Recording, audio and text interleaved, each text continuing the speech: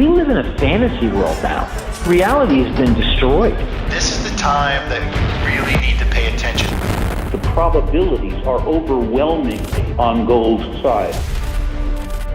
That is the best environment to see gold increase its value. Welcome to Palisades Gold Radio. I'm your host, Tom Bodrovics. Joining me today is David Murrin, global forecaster and author of Breaking the Code of History and Lions Led by Lions. Thanks for joining me today, David. It's great to be back, Tom. I loved our first podcast, so it's a privilege to be doing it a second time.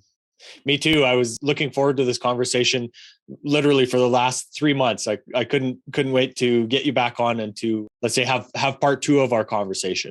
Well, yeah, it's very touching, Tom. Normally it's bananas and tomatoes at dawn. So thank you for your welcome. Well, you're such a wide-ranging thinker that I appreciate getting to really have these types of conversations with you. Some of the best stuff, unfortunately, isn't always recorded or captured on the video on the podcast that we have.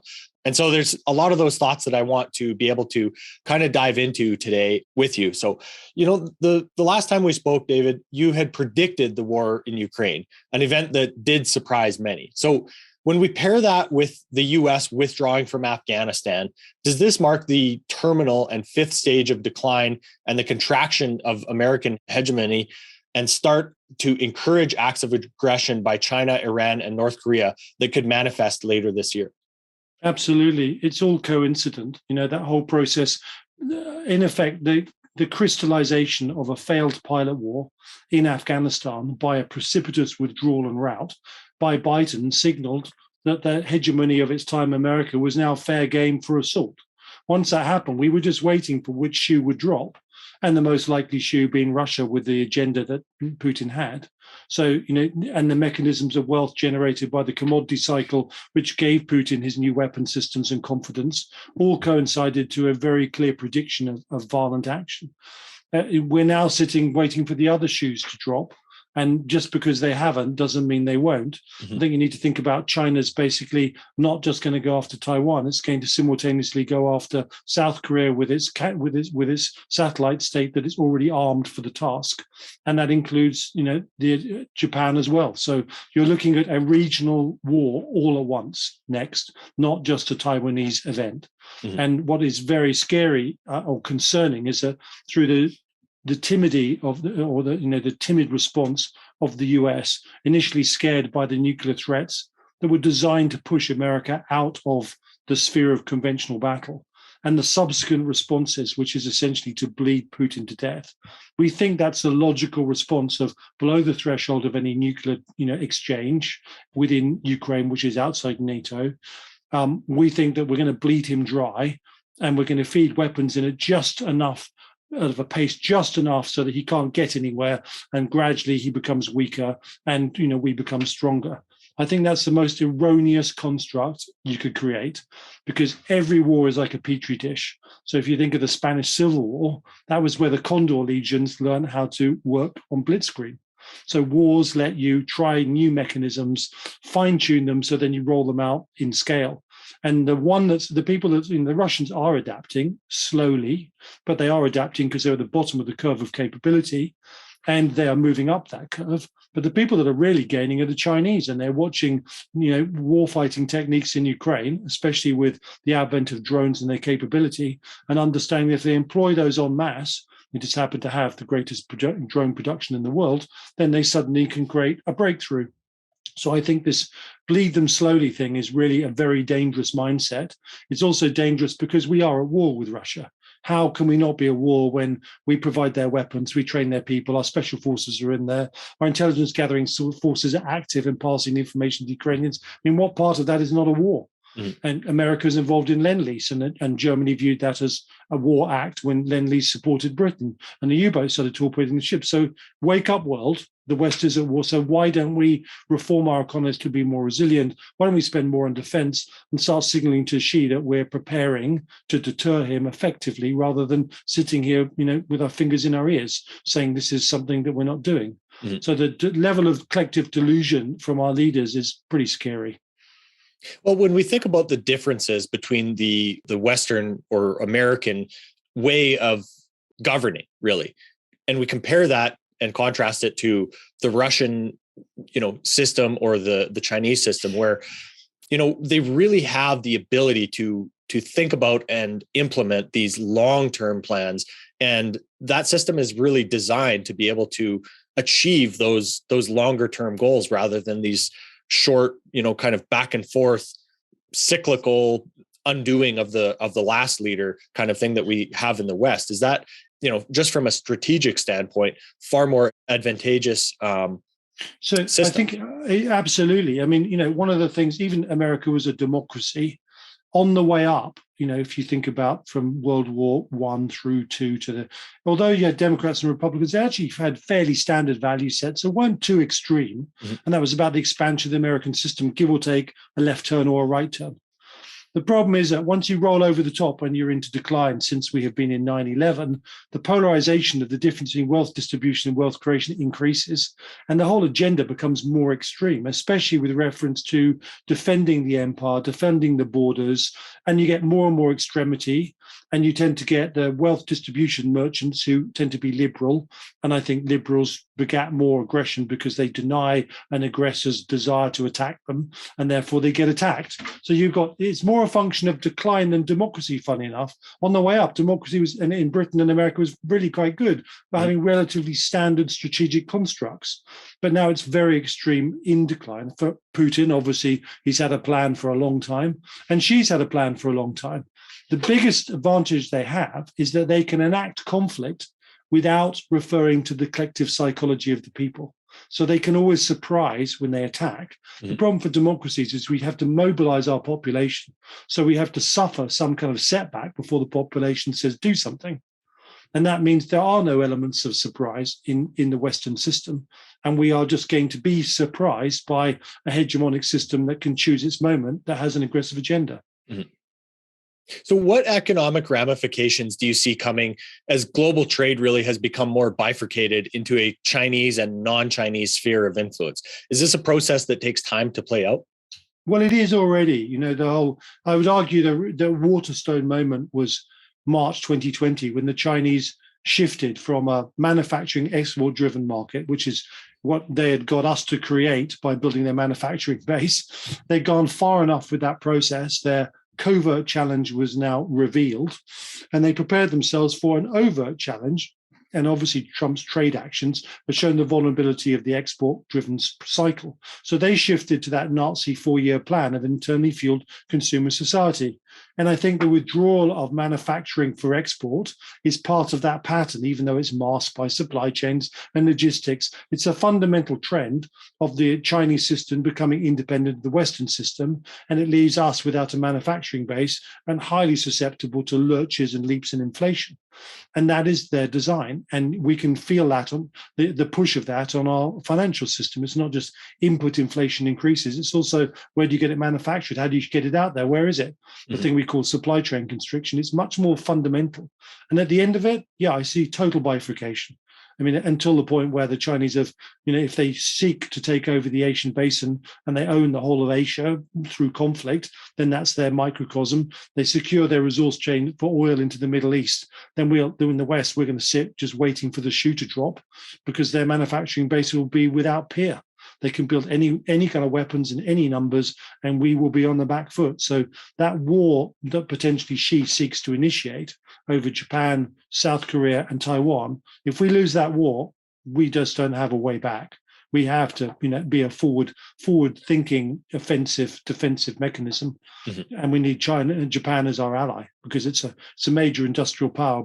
Its economy looks like it flatlines, and it's a bit like Britain was to Europe in World War II. It's the aircraft carrier of the region, and it's a supply base that lets you attack the hinterland of China. So it's in many ways it's just a massive replay of the European conflict with Germany. Some real parallels there. Mm-hmm.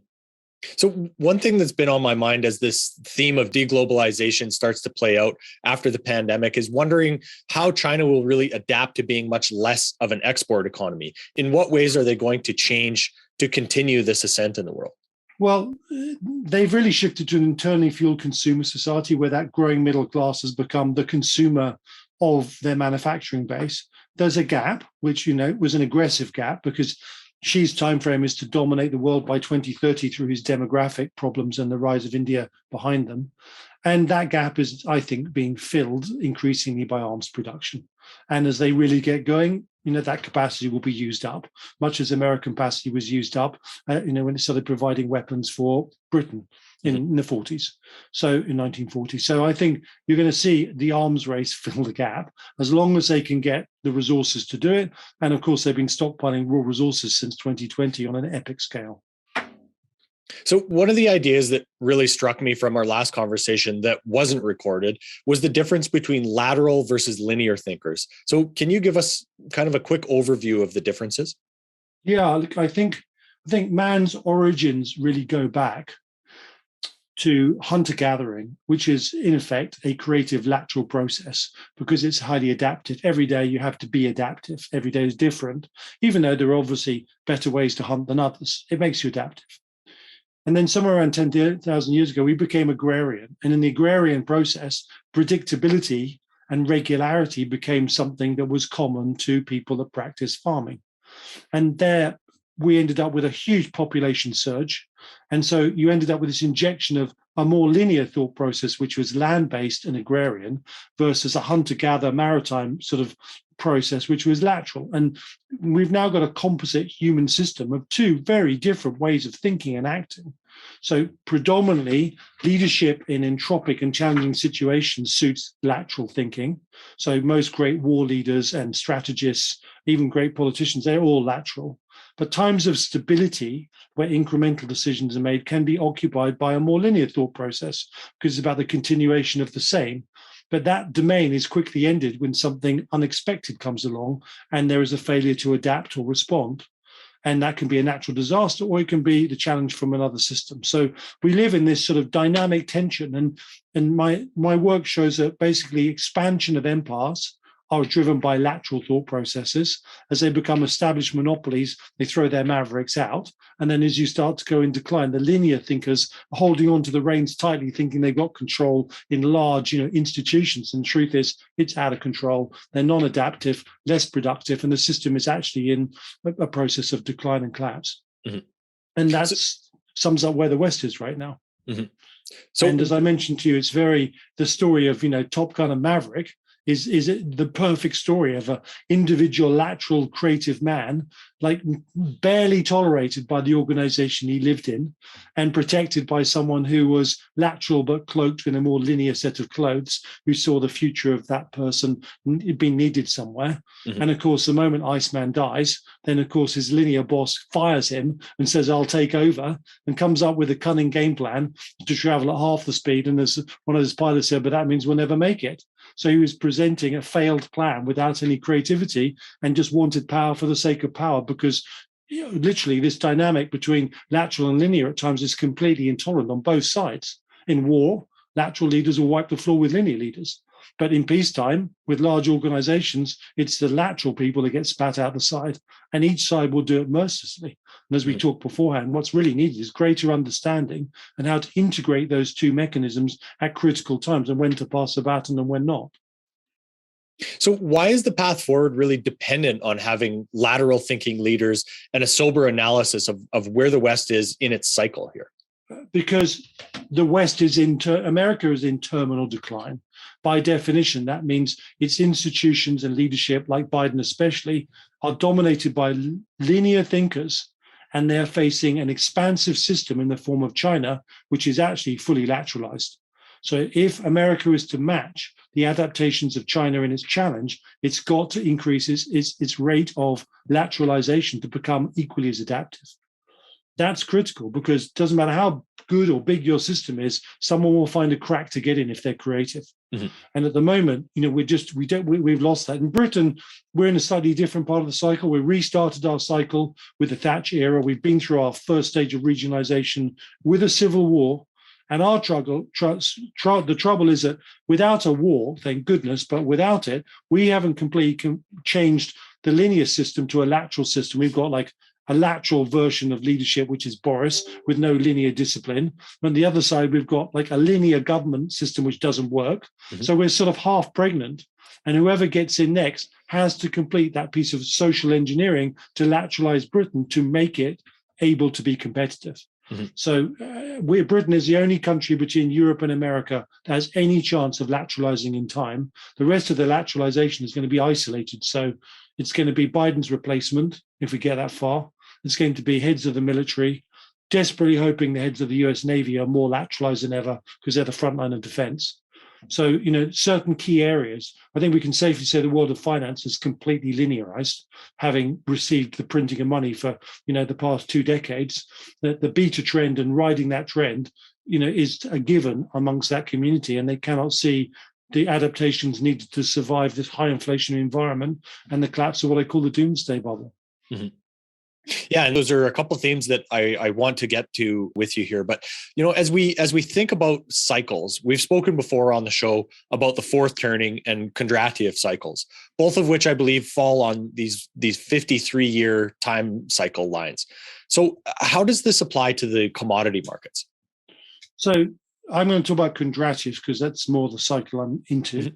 His work was a 56-year cycle, give or take a bit. And essentially think of it like a sort of a hump. So you start at year 1, you spend 26 years going up in 3 waves, A, B, C, and then you spend 26 years going down, A, B, C. And every one of those peaks from 75, 1914, back to the American Civil War and the Napoleonic War triggered conflicts because conflicts are triggered by resource competition. And the cycle you get within it is really an ABC up and an ABC down. So if you look at this cycle, we started in 2000, we kind of peaked in 2010, 11, food security issues screaming in the world, commodity issues. And then we spent 10 years going in an anti-inflationary cycle to the bottom of 2020. And now we've started this 5 to 7 year super surge, of which we've just had, I believe, we've just seen the first surge. So everyone thinks commodities are going higher. Everyone thinks inflation is going higher, but it's a bit more complicated than that. I think we've seen the first commodity surge, and we're about to have the wave 2 correction. So where does that come from? It comes through the collapse of the equity market and the collapse of demand because people just haven't got any appetite to buy, and everyone's caught with their pants down. So then you end up with a wave 2 as equities absolutely tube. And then you end up with a wave 3 because wave 3 is ultimately about Western competition with China and fighting over whatever resources are left. And that goes through the roof along with inflation. So we're in this when I've been using the word stagflation, this is super stagflation. Stagflation doesn't do it justice. This is a collapse of the asset prices. This is a collapse of demand. And this is initially a pause in inflation, not a collapse in inflation, and then essentially a super surge in inflation. And if you think of the 75 peak as being 15% US CPI, 15% rates, and how difficult it was for America to cope with that when it was actually at its strongest, well, we're in decline. It's fully leveraged. So let's just think of that process of being doubled. And where do your other inflationary dynamics coming from? Well, they come through supply chain reversals from China, which you talk about, and this wall of the printing of money, which is going to bite us in the arse in the most phenomenal way. So I don't think we're going to 15 or 30% somewhere in this move to 2025. I think we're going to absolute hyperinflation. And we're going to be really lucky to get through it because as a consumer society, it's the worst experience we can have. Mm-hmm. So if you're looking at holding on to your money and you're just preserving capital, the challenge you have right now is huge because whatever's worked for 20 years, I guarantee you that won't work. Because the people that keep that strategy will lose everything they've gained. And I think a lot of people that have made money out of asset appreciation will lose all of it and more in the asset collapse because they never understood they were just on a wave of money printing and they never got off in time. So all the great heroes, even Musk, all those people, they'll all end up, in the wrong place because they'll believe it was them rather than the environment and not smart enough to get off the train. And most asset managers who believe in, small incrementally, returns with low volatility, I'm sorry, but the bin awaits you because with high inflation, how can you justify small incremental returns when you've got 20% inflation? You're dead, man. So I actually think, and I've got a theory that the old alpha generating hedge fund model is about to come back with a vengeance for the few alpha generators that can manage it, because that's the only solution, individual alpha generation on a scale not available to many. which is exactly what the initial hedge funds are about. And people tend to look upon them as leery times. But the truth is, with high inflation rates, they had to make really big returns. Big returns take, a much more volatile profile to produce. So I think the hedge fund industry that we see at the moment is just not capable of adapting because it's full of linear thinkers. The Mavericks have been spat out the back. It's all about sort of borrow money and, LIBOR plus returns. And I think they're really in trouble. The equity managers, they're in trouble. The bond managers, they're in trouble. So you're looking at where do you go? And there are a couple of avenues that I can clearly see through this, which we talked about before we started and talk about. But I think this is a very unique paradigm change. It isn't just something you can observe and go away and have a holiday and come back. You either actively manage it with a completely different strategy or you don't get through it. Which is my biggest concern for just Mr. Joe Blogg and his pension. He's about to get his completely cleaned out, or he or she, and with the belief that a lifetime's work gives me the ability to retire. And I'm really concerned about that because this sort of beta trend linear thought process in asset management is terrible. I mean, look at the damage they've been through this year. They've suffered their bond portfolios, suffered their equity portfolios. There's pain everywhere. David, maybe for those of our listeners that aren't familiar with the terms, what is really the difference between the alpha and beta models as you see it? So a beta return profile is really a trend follower. It's basically an index stuff. You bought the index went up and you take money from it. An alpha generator is someone that, the index went down, went up, went down, and you still made money from it, as in they extract directional returns which are not just a one-way trend. And that's what the great hedge fund managers were. They were alpha generators.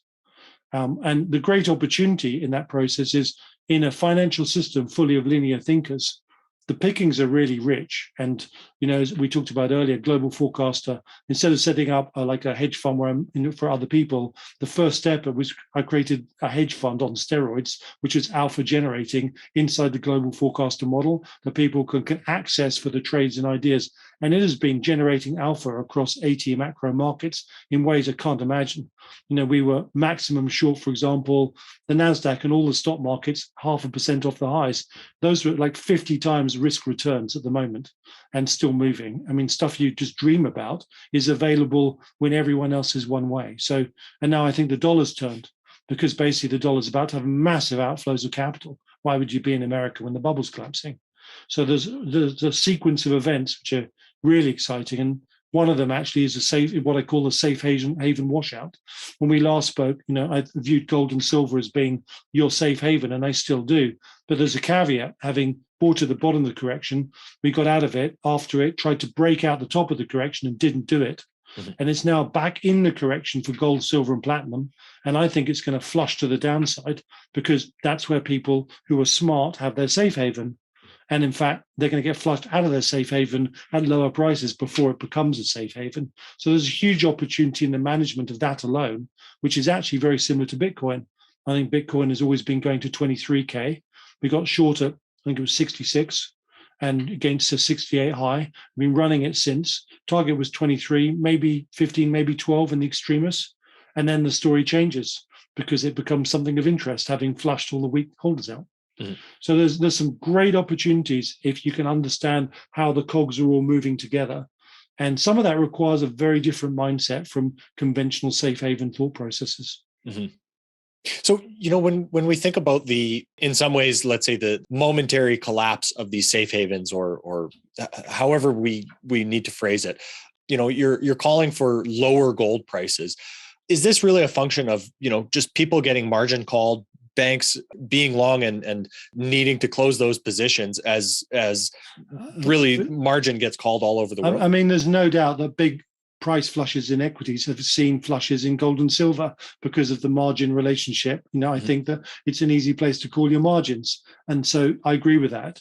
And, right now, people's bond equity portfolios in the US must be bleeding from every orifice.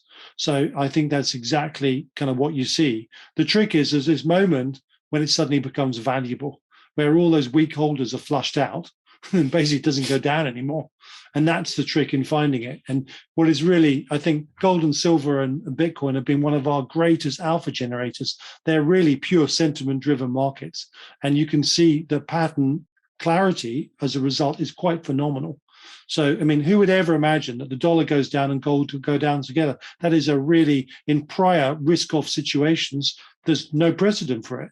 But that's exactly what this is. This isn't a risk-off crisis outside America that touches America. America is the risk-off crisis. And that's why it will be completely different in its sequence from anything before. Mm-hmm. So can you tell us more about the path forward for the dollar? We've seen new highs that we haven't seen in several years here. And you were saying that it's rolling over because of the outflows. Yeah. So essentially, you've got to think about over the 30-year period, if you think of a sequence of 5 waves lower, we have just finished the 4th wave before the big 5th wave to stay 30, 40% lower in the dollar.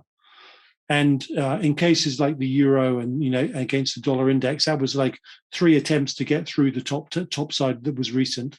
It looks to me like it's really blown off. So right now, we've come off the highs in an impulsive move. The correction looks short. I think we're into the big dollar decline early stages.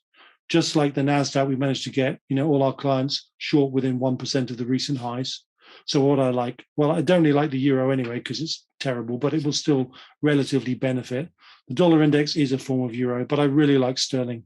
I think sterling is the safe haven because of the fundamental reasons I mentioned about an expanding system rather than a contracting system. Mm. I think even though our government is as slow as a donkey, they'll work out that low taxation and taxation for stimulus is the only way to create growth faster than inflation or keep up with it. And Europe can't do it, and America can't do it, but Britain could do it. We could actually flat tax ourselves, get all the capital from Europe and America, and create a super high return profile. You don't even have to offer to lower taxes this year. You just have to say we have a 5-year program. At the end of 4 years, we'll have a flat tax of 20%, and all the money will come pouring in. And I do not understand why. Well, I do, because we have a chancellor who really is a single stock analyst in his professional career, and somehow doesn't have any individual thought. He thinks as a linear person, happy to give away money, but can't create money. And right now, we have the ability to create in Britain. So I think that's an important opportunity that Britain represents. The other one that's interesting is if you go and look at the Chinese currency, it came off its highs against the dollar, and then it bounced really sharply. That is just the last part of the correction. So that hegemonic currency shift, you're going to see the dollar lose favor against the yuan, and in a big way. So yeah, I think that surge has already started, and it's going to be very profound, especially as equities start to move back through their lows. You'll see people, this flight, getting their money out of the US. So is it not really a driver of dollar strength when equities collapse? People wanting to sell equities to that creates demand for the dollar. That's exactly been what every other risk-off scenario has produced. But I have argued that this one is going to be different because it was always risk-off somewhere else. And it in America, because the safe haven, so you bought dollars and you need it for liquidity. If you think of America being the subject of the bankruptcy program, then that's the one currency you don't want. Mm-hmm. And essentially, that's what that is. This is basically a bubble that's blowing up, like 29, but squared. And in that case, an awful lot of European investors and Asian investors put their money in the States with that high growth process, and now they're going to be desperate to get their money out. So I think we will see those outflows linked to the implosion of the Doomsday Bubble. Mm-hmm. So, just to touch on, I guess, another piece of this here, if the US Fed actually does, keep raising rates and thereby making the dollar a little bit more attractive, having some yield to it, that still isn't enough. Not enough. I mean, most foreign investors will have put their money into the equity market because it's stratospheric behavior.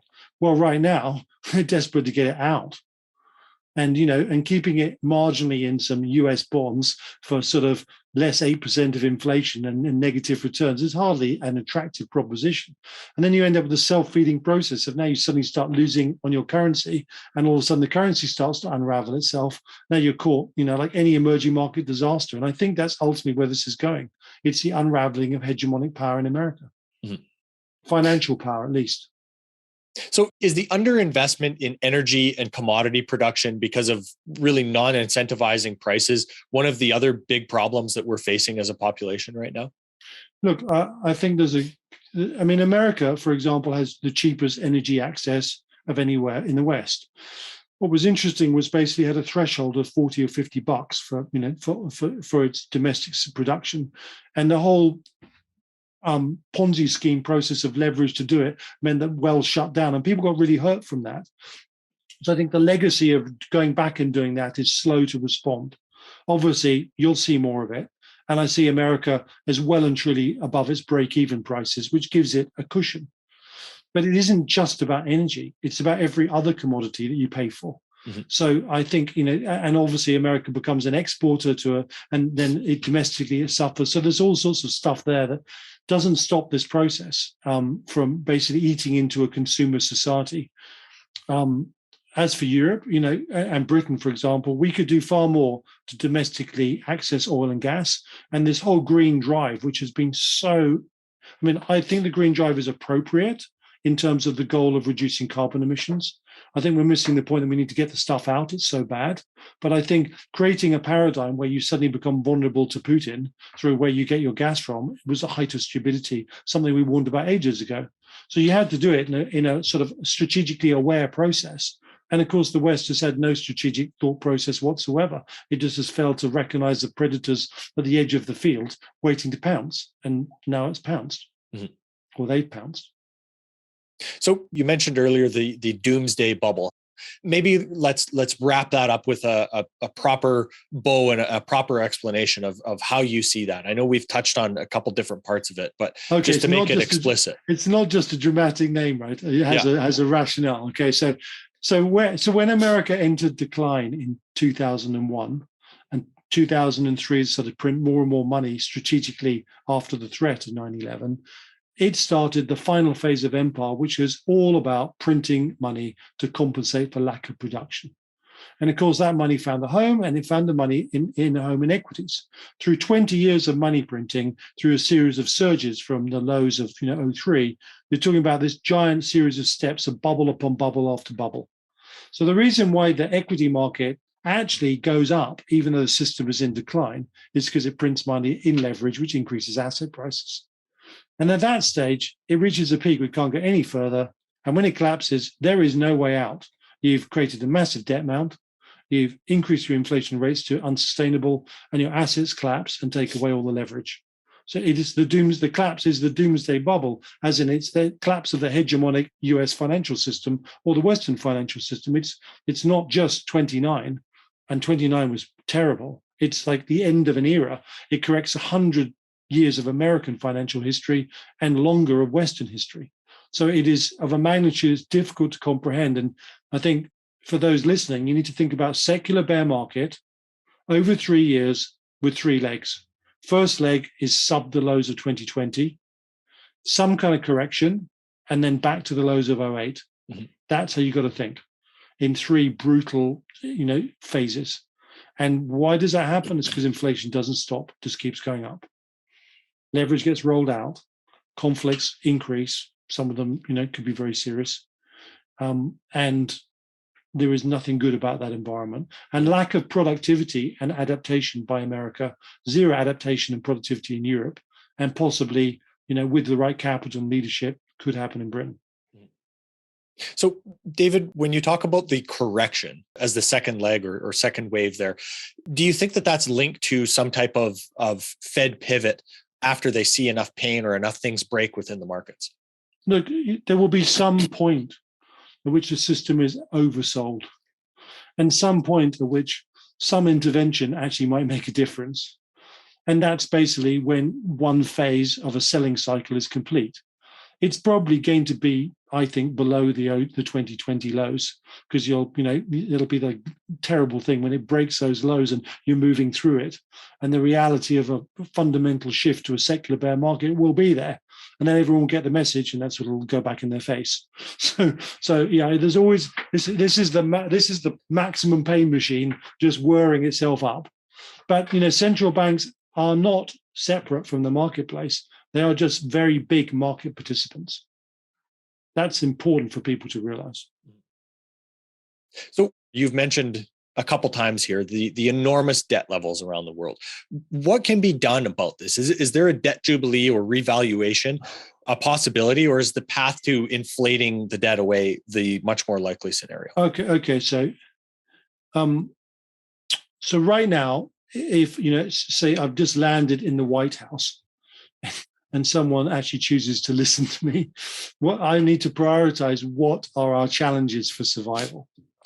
The first challenge is to deter China from enacting conflict with a full spectrum deterrence on a completely different scale. It starts with the political intention, the firm alliance structures with Japan, South Korea, and Taiwan, where it isn't strategic, ambiguity as to whether America acts. It's very clear that an attack on any one agent means the whole of the Western world comes in. And then on top of that structure, you then need to correct the process of how to counter hypersonic weapons against carrier groups. So you need a defense alliance and the technology to make sure you can then fight in the Chinese sphere of influence without losing your carriers. If you can change those two things, the world suddenly looks like a very different place because you're pushing back from the brink of conflict. Now, the next thing you need to do is go, what the hell do you do with your financial markets? And the bottom line is, for America, it doesn't have a lot of options. It's blown a bubble up, it's over-leveraged, and it's got terrible commodity input problems. So it's all about creating, now on a government policy level, it's about creating government resilience, wartime type resilience with supply chains and support systems. That means that you're not as tipped over the edge from your input mechanisms. Now, that still isn't enough to stop it, but it's certainly enough to kind of maybe survive that process. How do you let the place down gently? Well, first of all, the Fed have to own up to what they've blown up, and then they have to realize that they've got to somehow find a way of arresting its decline without a total collapse. And there has been no historical precedent where a central bank has taken responsible for its total failure and then adapted because they're too invested. But if they would, and again, let's just imagine we're now landed in the Fed's chair. Now, what do? You let it fall and you try and arrest its fall so it doesn't go into free fall. You've got to go down because you can't avoid that because you need the collapse to reconstruct. But what you've got to avoid is a 29 style crash where everyone gets wiped out in 24 hours because that's truly destabilizing. So I think you're into management of a crisis rather than actually stopping a crisis. So you're looking at providing a parachute for the decline rather than a full-on, under 9.8 Gs hitting the ground. So that's really key. And I think there is one place that you have an option, and that is somewhere in this process, as equities fall, there will be a period when bonds rally. Now, I know I've advocated it for the UK. If I was the Chancellor of the UK, I'd be looking to issue billions and billions of dollars of 50-year debt as that rally took place to ensure defense is sustainable over a decade, to ensure transitory capital for key areas of the economy, knowing that you're going to go in a depression where you don't know where you can get your money from. So I think I would be enacting that strategy as equities fell and switching took place, and provide what we had war loan over here, which was 50-year stock at 3% or whatever. I'll be offering something like that, and I know full well that my assessments are with 20% inflation in the next 5 years, I'd inflate away the whole debt anyway. Mm-hmm. Unique opportunity, 50-year debt inflated over 3 years solves my immediate spending problems. That's how I'd manage my treasury. Mm-hmm. And underneath that, I'd use that money to lower taxation. And the next thing I do is create, and I need to think about this, but the social engineering that really facilitates entrepreneurial risk-taking and productivity creation. That means, people like Lord Beaverbrook solving your making fighters situation and finding the same parallels into public service, replacing people that, just do the same things every day with creative energies with the focus of increased productivities and efficiencies on a huge scale. Now, all of those things, if you do those things collectively, you're starting to push back the war issue. You're starting to create productivity. You're putting a parachute into a stock market that's falling anyway, and you're hoping to fund yourself as the bond market surges with a 50-year war loan, which then also allows you to come back and then bridge the gap with low taxation and stimulus.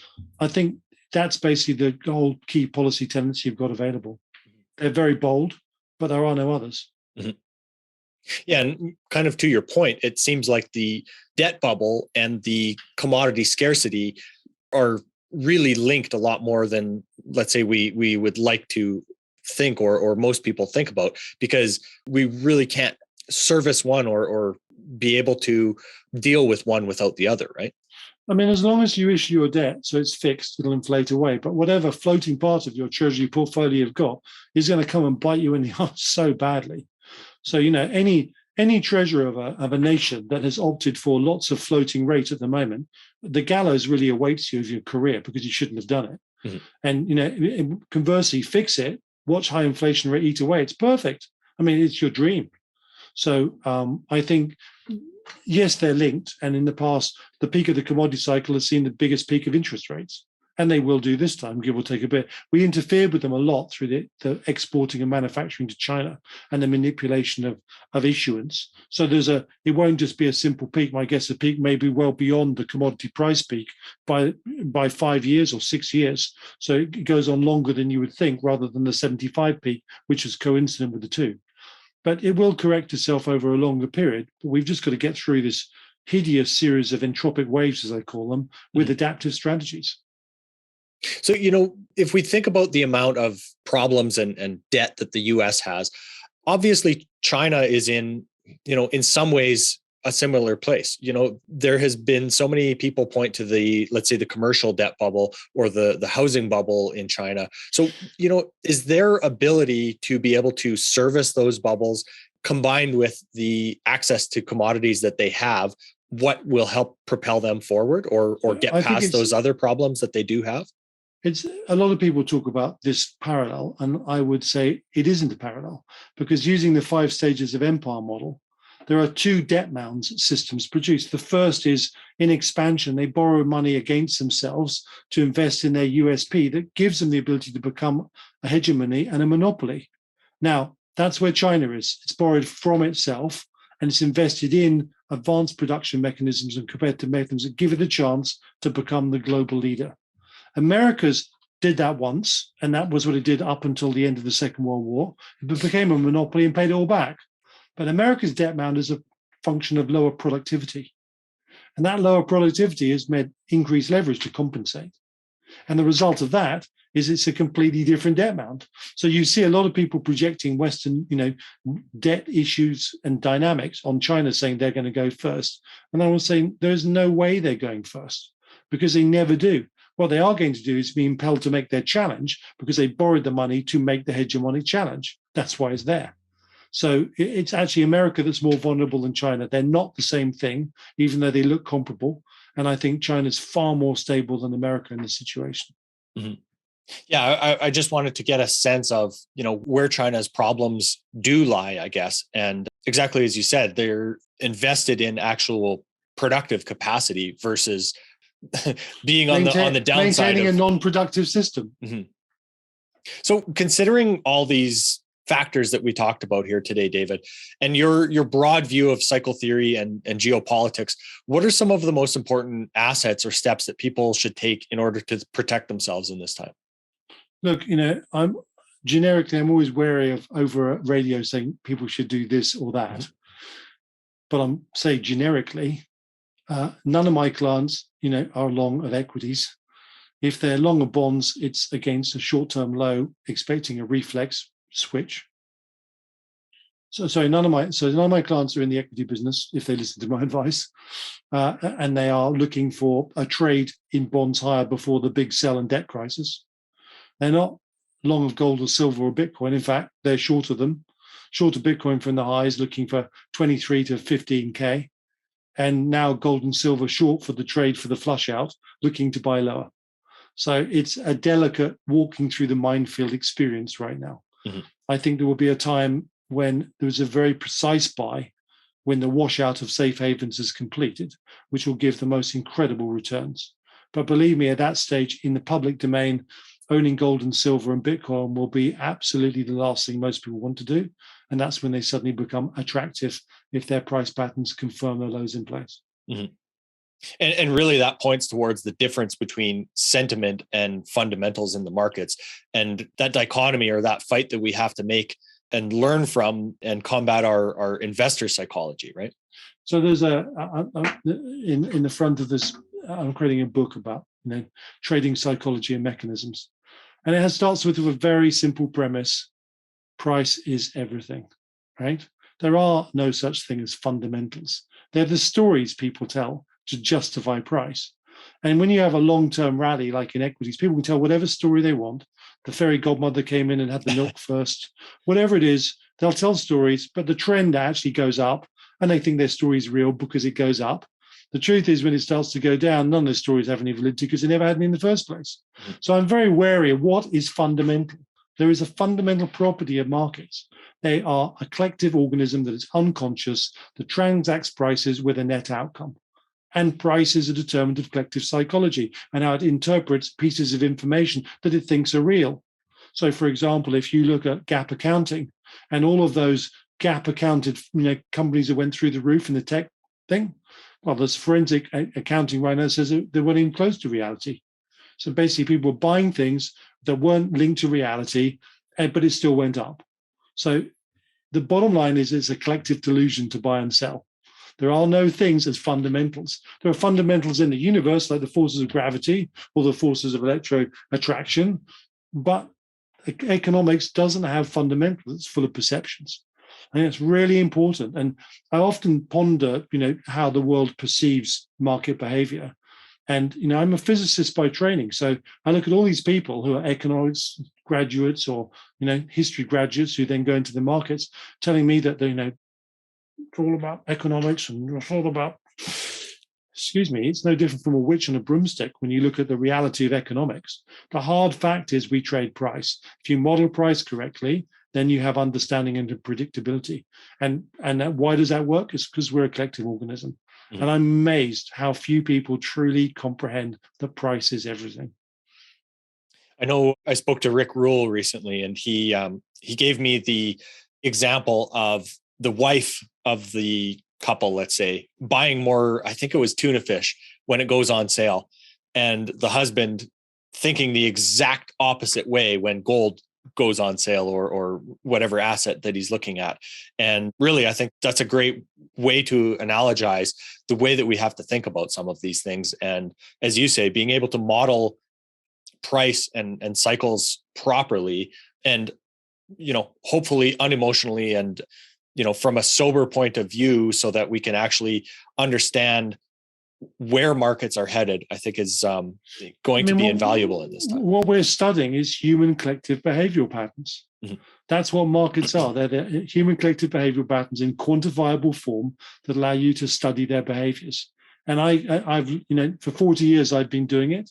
I'm just amazed. The people that tend to study price are not scientists.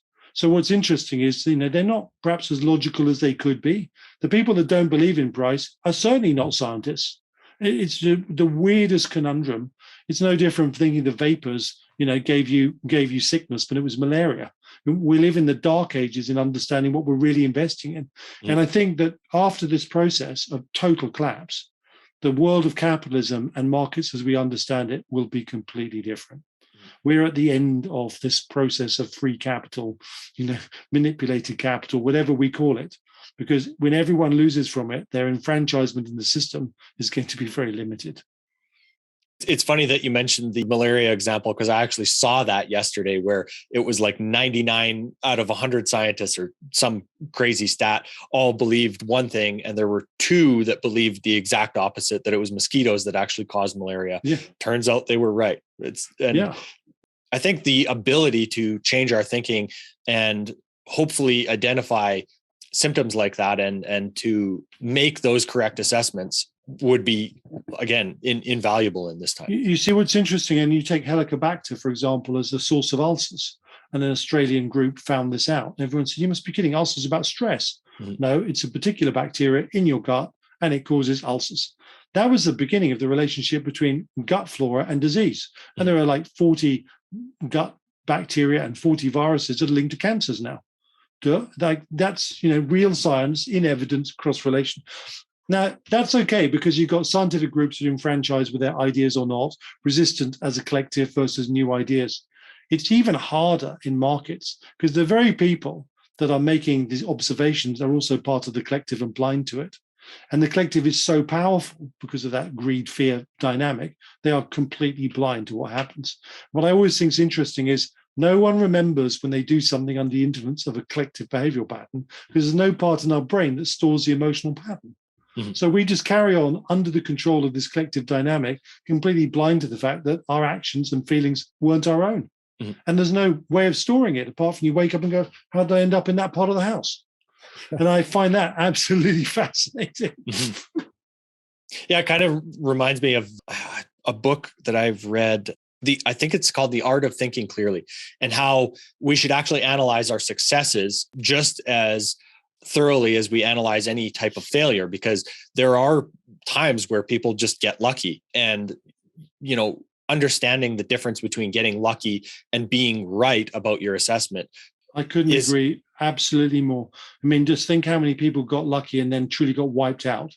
Like success, failures, every part of our cycle of activity demands to be assessed. We should do it in relationships, we should do it in business, we should do it in markets. And if you really want to grow, that's where growth comes from. And, that doesn't mean that phenomenal outcome means success. How many wealthy people out there who are phenomenally wealthy think they're really clever? And I have to say, like most of the high net worth individuals and groups are the worst. They think they're so clever for their wealth. They rode this giant cycle up and the same blindness will see it destroyed. And that fascinates me. And I always, when I speak to clients or I speak to high net worth groups, I'm always fascinated to see if there's any awareness of how they got there. And I would say right now, I've never seen less awareness in a wealthy group of people, and they don't understand the wave they rode and the wave that'll take them down. Well, David, it just goes to show you that, just because we're focused on markets or gold and silver or whatever example you want to choose, there are lessons that we can take from all of these things and apply to other parts of our lives, right? And that's what's really lovely about markets.